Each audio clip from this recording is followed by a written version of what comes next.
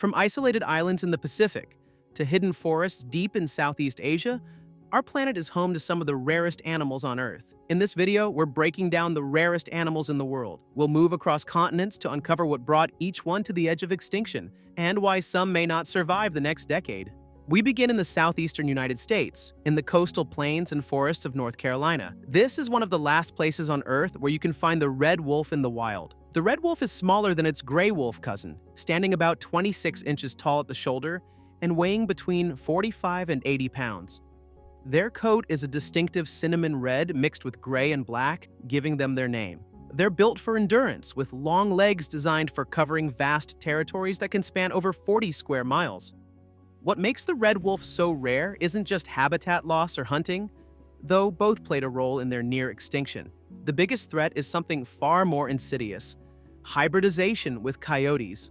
As red wolf populations declined, coyotes moved into their territory. The two species began interbreeding, diluting the red wolf's genetic purity. By 1980, the red wolf was declared extinct in the wild.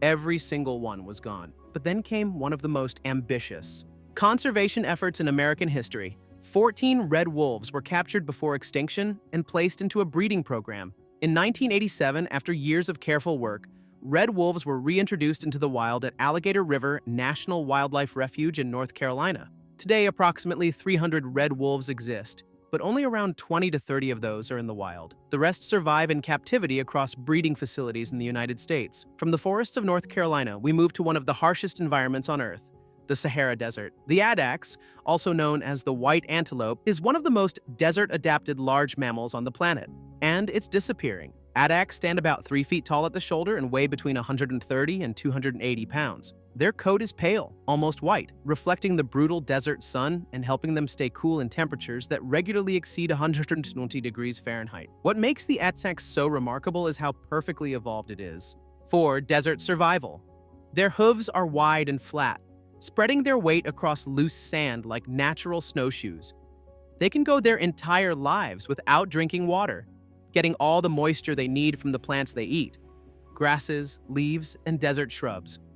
But here's the problem. The Sahara Desert, despite being one of the largest deserts on Earth, offers almost no safe space for the addax anymore. Hunting is the primary threat. Addax are slow compared to other antelope, making them easy targets. In the past, they were hunted by nomadic tribes for meat and leather, but modern hunting, using vehicles and automatic weapons, has been catastrophic. Hunters chase them down across open deserts until the animals collapse from exhaustion. Habitat loss has also played a role. Military conflict, oil exploration, and expanding human settlements have fragmented what little habitat remains. Droughts intensified by climate change have reduced the vegetation the addax depends on. By the early 2000s, fewer than 100 addax remained in the wild, scattered across remote corners of Chad and Mauritania. Some estimates put the current wild population at fewer than 30 individuals. From the scorching deserts of Africa, we travel north to the frozen forests of the Russian Far East. The Amur leopard is one of the most beautiful big cats on Earth, and it's on the verge of extinction. These leopards are built for the cold. Their thick coat is covered in widely spaced black rosettes, providing camouflage against snow-covered forests and rocky terrain. In winter, their fur can grow up to 3 inches long, protecting them from temperatures that drop as low as 40 degrees Fahrenheit. They're solitary hunters, prowling territories that can span over 100 square miles. An adult Amur leopard weighs between 70 and 105 pounds. Their large paws act like snowshoes, distributing their weight and allowing them to move silently through deep snow. They're ambush predators, stalking prey with patience and precision before launching explosive attacks from close range. The Amur leopard once roamed across northeastern China, the Korean peninsula, and the Russian Far East. Today, fewer than 100 remain in the wild, nearly all of them concentrated in the land of the Leopard National Park in Russia's Primorsky Krai region. What brought them to the edge? Poaching, primarily. Their beautiful pelts have made them targets for illegal wildlife trade. Habitat loss from logging and forest fires has fragmented their range.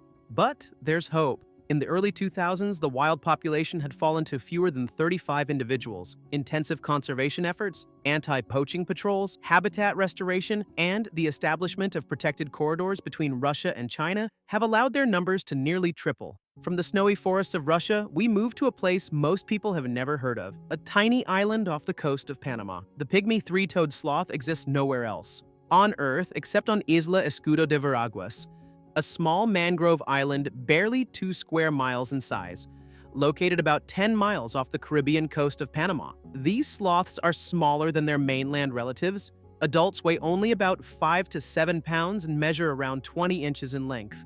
Their fur is pale gray-brown, often tinged with green from the algae that grows in it, providing natural camouflage in the mangrove canopy.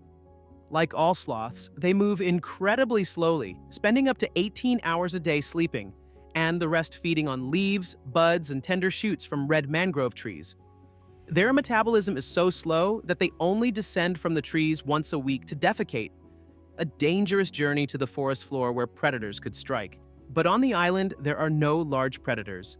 The island's isolation has created a sanctuary where pygmy sloths have evolved in near-complete safety for thousands of years. So why are there fewer than 80 left? The answer is simple. The island is too small. It was once connected to the mainland. Around 9,000 years ago, rising sea levels at the end of the last ice age cut it off, trapping a population of sloths on an island with limited resources. Over millennia, they adapted by shrinking in size, a phenomenon called insular dwarfism, where animals isolated on islands evolved to become smaller due to limited food and space. But that same isolation is now their greatest vulnerability. The entire population lives in a single patch of red mangrove forest. If a hurricane strikes, if disease spreads, if the mangroves are destroyed, the species disappears. Human threats have made things worse. Illegal logging has reduced the mangrove habitat.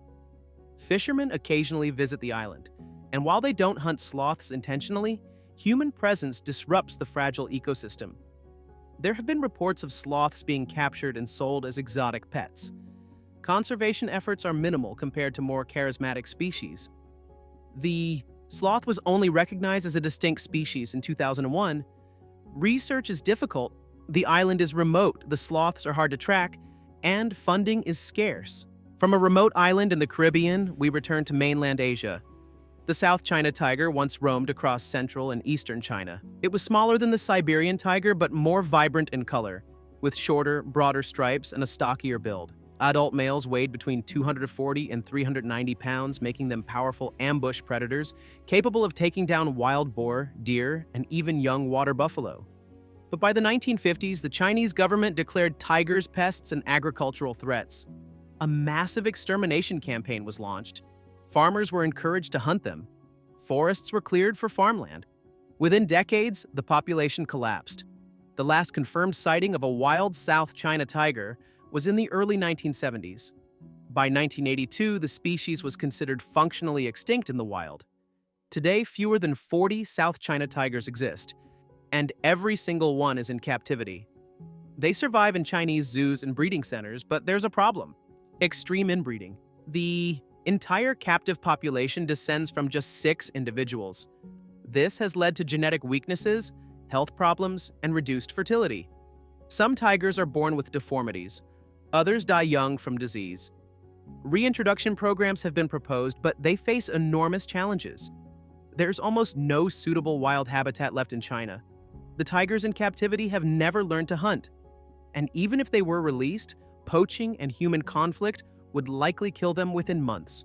From a tiger that's already lost its place in nature, we move to a primate clinging to survival in a single patch of forest. The Hainan gibbon is the rarest primate on Earth. Fewer than 30 individuals remain, all of them confined to a single fragment of forest on Hainan Island in southern China. These gibbons are small, weighing only 15 to 20 pounds, with long arms built for swinging through the forest canopy at remarkable speeds. Males are black with a distinctive white cheek patches, while females are golden brown. They're incredibly vocal, filling the forest each morning with loud, melodic calls that can carry over a mile. Hainan gibbons live in small family groups, usually consisting of one adult male, 1 or 2 females, and their offspring. They feed primarily on fruit, supplemented with leaves, flowers, and insects. They're entirely arboreal, spending their lives high in the treetops and rarely, if ever, descending to the ground. But their forest is shrinking. In the 1950s, Hainan gibbons ranged across the entire island, with a population estimated at over 2,000 individuals. Then came large-scale logging, agricultural expansion, and hunting. By the 1980s, fewer than 20 gibbons survived in a single forest reserve, Bawangling National Nature Reserve. Conservation efforts have brought them back from the absolute brink. Anti-poaching patrols, habitat restoration, and community engagement have slowly increased their numbers. In recent years, the population has grown to around 37 individuals across 5 family groups, but survival is fragile. The entire species lives in fewer than 8 square miles of forest. A single typhoon, disease outbreak, or forest fire could wipe them out. Their genetic diversity is extremely low, making them vulnerable to inbreeding and illness. From the forests of China, we move to the ocean, to a species that may not survive the year.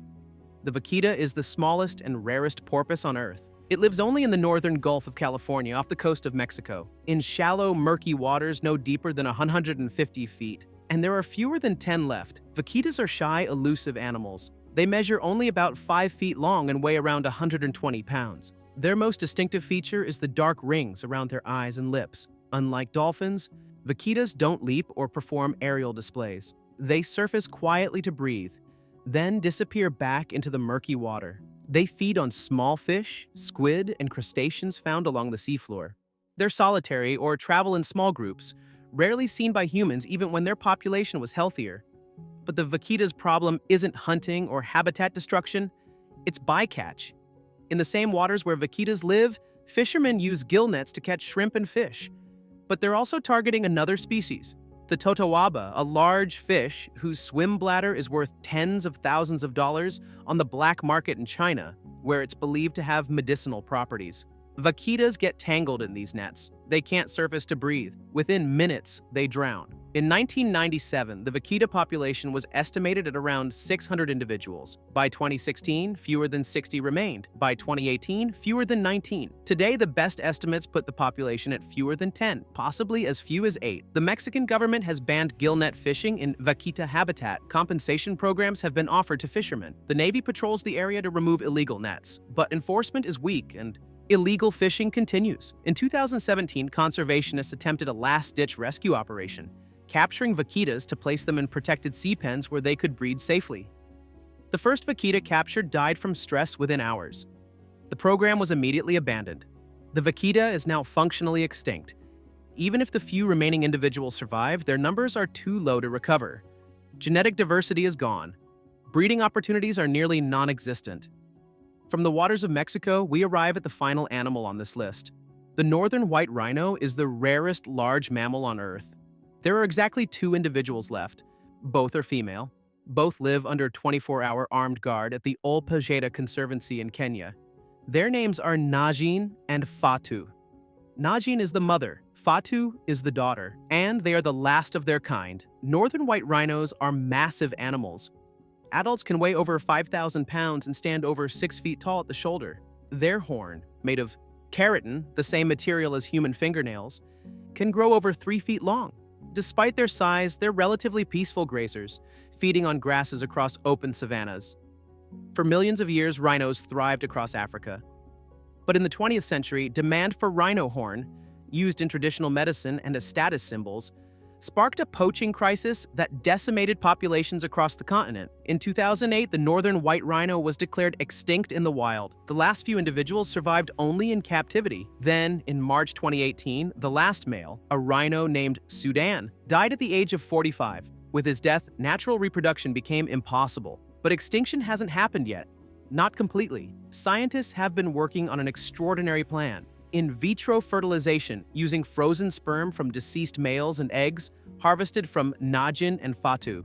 The embryos would then be implanted into southern white rhino surrogate mothers, a closely related subspecies. Researchers believe that within the next few years, a northern white rhino calf could be born. If successful, it would be one of the most remarkable conservation achievements in history. Which animal surprised you the most? Let me know in the comments. And if you enjoyed this video, don't forget to like and subscribe for more videos like this.